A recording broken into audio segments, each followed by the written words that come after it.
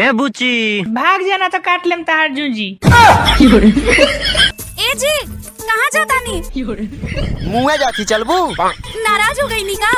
नाराज ना अब हम तो लतीबो करब। दिन भर गाड़ी के पीछे पीछे लगल रही, कहाँ जात हवा का करत हवा। घरे लौट जाने तू खा ले झटो तोहार हम। मत रोवा। अरे मूत रोवा अरे मूत रोवा।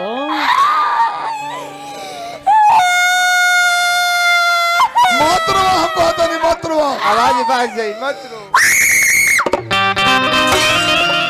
तोरा बहिनी का अंडरवियर पहिरा। क्या बात में बोल? रोवा मत। अरे चुप हो जा, रोवा मत। लोर पोछो।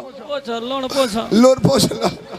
तेरा का हृदय से मानी ले। अब जे रोवा बुनू तो हमरो लोर चल ले भावना से दुनिया की। रोया मत। अब जे रोवा लो तो लोरे ना बिगो ना टीचर बिग दे। अरे ई काहे रोत हो? अरे लागो तो कोनो ले ले का हो? मोबाइल ले ले बा। कौन सेट है? एप्पल के। चुप रह। ए बबुआ कोनो एक मोबाइल ले ले बा। बड़ी महंगा मोबाइल रखे ले नु। एप्पल के रख ले। एप्पल के। बोला का भइल रास्ता में बोल। कोनो ले ले मोबाइलवा? तो कोनो कोइलसिया? कोनो बातो चित ना कइलस।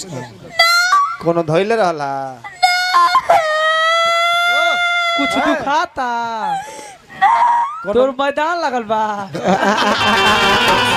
काहे रोवा तर बोल। अरे दिनों के रोला बड़ू का। कोनो कुकुर घर ला रहला। कोनो मिसलस ये नानू। कोनो कान मिसला सो। कुछ फाटल बा। कोनो साढ़ घर ला रहला। रास्ता में कुछ ना भइल। कोनो घटना ना भइल। सब कला चटका फिर होता रे। ओही खाती भूखाई ना। का बात तो बोलू? अपना दिल के बात हम कही और कैसे कही हमरा से मुँहे सनु कहबू की गाड़ी से कहबू? हमार मम्मी पापा हमार जबरदस्ती शादी सेट करा दिले बड़े। लड़का से ना भैंसा से।